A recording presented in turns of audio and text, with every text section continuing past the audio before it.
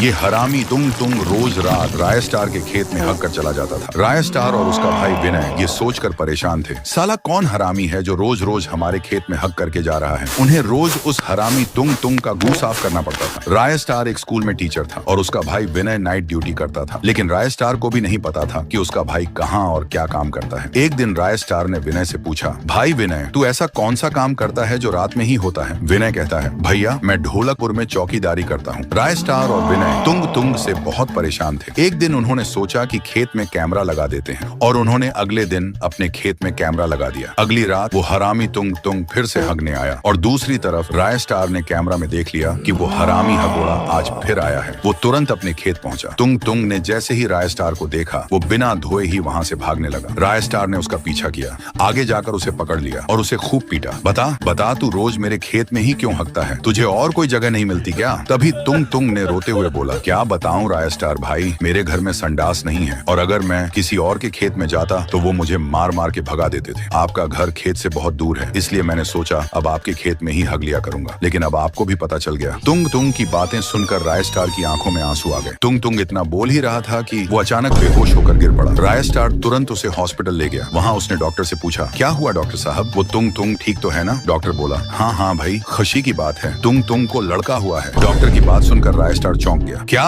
एक लड़के को बच्चा कैसे हो सकता है? डॉक्टर बोला, नहीं नहीं, तुंग तुंग ना तो लड़का है और ना ही लड़की। राय स्टार फिर चौंक गया। तभी राय स्टार तुंग तुंग के कमरे में पहुंचा और उसके बच्चे को गौर से देखने लगा। उसके बच्चे को देखते ही राय स्टार सन्न रह गया। अब समझ आया कि वो नाइट शिफ्ट ही क्यों करता था और ये कहते ही राय स्टार बेहोश हो गया।